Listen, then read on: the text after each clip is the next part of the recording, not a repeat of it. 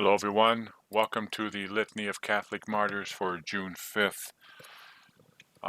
Make sure you pray for those families who have loved ones who were martyred on Easter Sunday in Sri Lanka.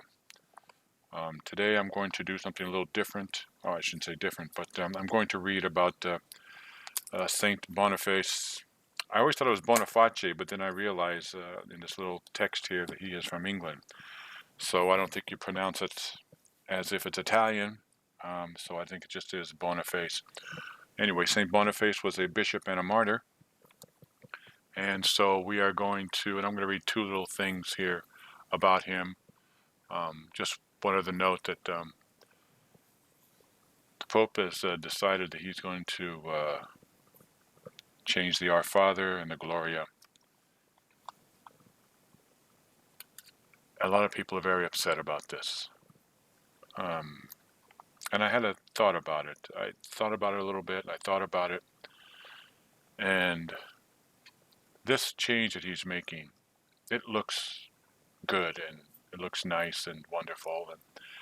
But there are some subtle things in there. He's changing from Benedict, where Benedict said, for many, in one of the prayers, he's changed it for all, and which means that everybody's inclusive, which goes along with something that Bishop Barron says, that all people have everyone has the expectation of going to heaven, which is a lie.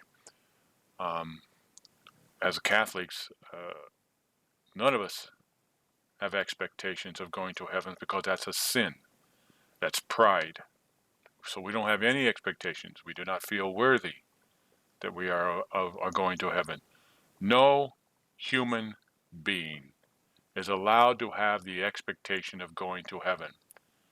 We are allowed to believe in the hope that only through the mercy of God do we get to heaven. It's God that takes us to heaven. It is not us who has the expectation of going to heaven.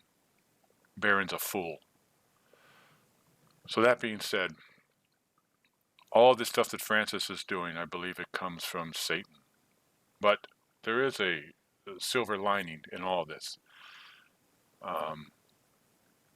The more Francis messes with the Novus Ordo, which is what he's doing here, he's messing with the prayers within the Novus Ordo, which is the Mass since 1963, since Vatican II. The more he messes with that, the more people are doing what? They are returning to the Tridentine Mass. Inadvertently, and definitely unwillingly, what Francis has done, he has opened this giant door for the faithful to return to the Tridentine Mass. And I believe that's what's going to happen. People are not going to not going to like all these changes he's made. And he's going to, and we are all going to, I go to the Tridentine Mass. And we are all going to return to that. Everyone, all the faithful are going to return to that. So let him mess with it. Let him do whatever he wants to with it.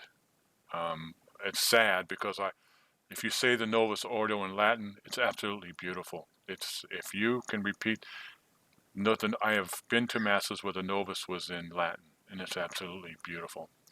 But if he's going to mess with it and fool with it, then everybody will move in a positive manner to the Tridentine Mass. And I don't think he realizes that's what he's done. But it's also why we had Benedict, who opened up a large door and said and explained that even though we had Vatican II, the Tridentine Mass was not to be ignored, was not to be not ever said again. That was American bishops mostly, and their whole agenda of trying to destroy the church. So don't be sad. Just try and find a church near you that offers the Tridentine Mass and go, because he can't mess with that. He won't mess with it. He won't. He knows if he does that, he will never, ever, no pope will ever mess with the Tridentine Mass. It's too old. It's too perfect. It's too pure. So all that being said, I like to talk about these martyrs today. Of course, I love them all, each and every one of them. So I'm just going to get started and read this thing about St. Boniface.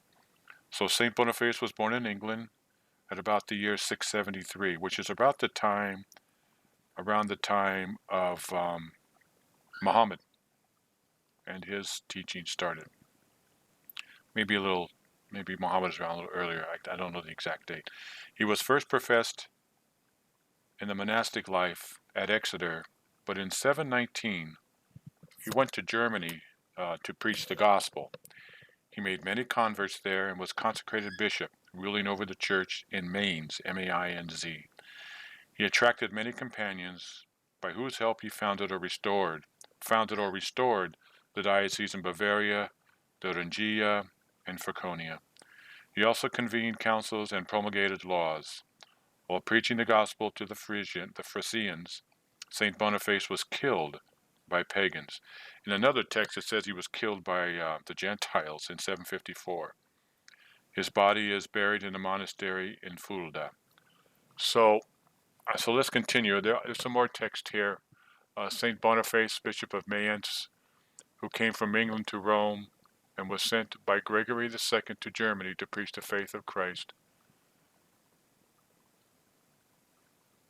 You know what? Boniface is not his. Boniface was his nickname. It might actually be Boniface. Anyway, to Germany to preach the faith of Christ to the people of that country. Having converted large multitudes to the Christian religion, especially in Friesland, he merited the title of Apostle of the Germans, being finally he was put to the sword by the furious Gentiles. He consummated his martyrdom in Eobanus and with some other servants of God. So that's one of the saints for today. The rest are as follows. In Egypt, the birthday of the holy martyrs Marcion, Nicanor, Apollonius, and others who suffered a glorious martyrdom in the persecution of the ever-popular Galerius Maximian, the Crazy, I think that's what they used to call him. In Perugia, the holy martyrs Florentius, Julian, Cyriacus, Marcellinus, and Faustinus, who were beheaded in the persecution of Decius. At Caesarea in Palestine, the martyrdom of Saints Zanides, Syria, Valeria, and Marcia, who through many torments attained to martyrdom, rejoicing. At Tyre, Saint Dorotheus, a priest, who suffered much under Diocletian, but survived until the reign of Julian. When I read this morning, this is actually kind of cool and sad at the same time, under whom his venerable age was crowned with martyrdom, he being then 107 years old. So think about some 107-year-old man being tortured, but loving God enough to become a martyr, a red martyr. At Cordova in Spain, Blessed Sancius, who was a youth, who, though brought up in the royal court, did not hesitate to undergo martyrdom for the faith of Christ during the persecution of the Arabs, Christian Arabs. Things haven't changed much. Remember these martyrs today as you go about your day, these men, women, and children who sacrificed for the love of the church and for the love of God. Please don't worry about these changes to the Novus Ordo. Find yourself a church that offers a Tridentine Mass. Thank you all for listening. God bless each and every one of you.